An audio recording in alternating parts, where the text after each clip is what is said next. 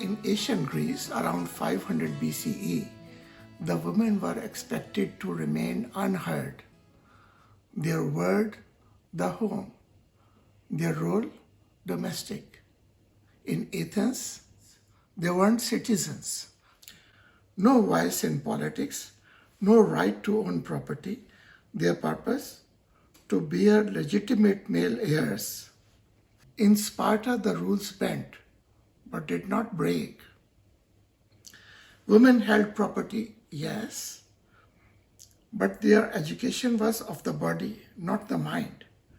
Training to birth warriors, not thinkers.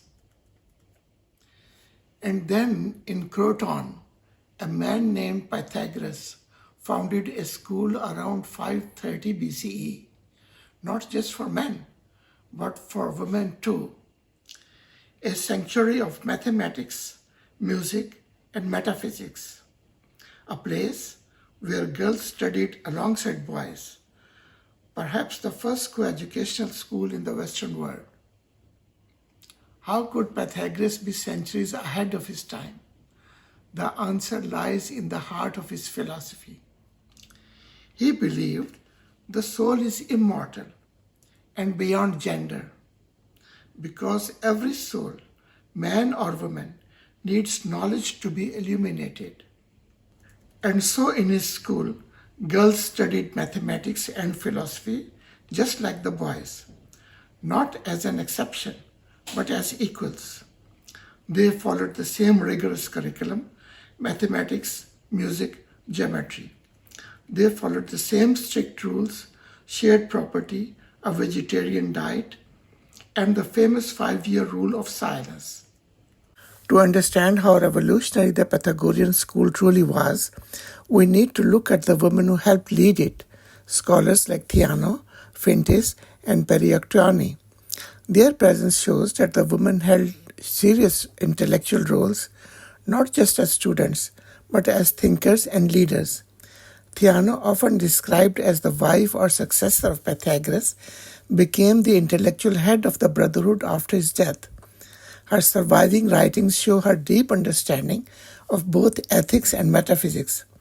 In her well-known letter to Eubole, she shares practical advice based on Pythagorean values. If a wife is beautiful, she should not seek to make it public. If she is homely, she should take care not to appear more so. For only by her virtue can she obtain true and enduring fame. Theano also contributed to philosophical debates. In one fragment, she corrected a common misunderstanding about the teachings of Pythagoras on number. I have heard it affirmed that many of the Greeks believed Pythagoras said that everything was generated from number. But he did not say that. He said that things were ordered according to number, assuming the first principle, unity. Phintys of Sparta applied the Pythagorean ideal of cosmic harmony to the social roles of men and women. In her fragment on the moderation of women, preserved by Stobaeus, she writes, "A woman must be good at judging. The virtues characteristic of a man are courage and prudence in public matters. But for a woman, the characteristic virtues are self-control and righteousness in the management of the household. The virtues required are silence, chastity in all things, and that she be modest in her speech and attire. She must be pure in body and mind." Perictione, a Pythagorean philosopher, wrote on wisdom and balance.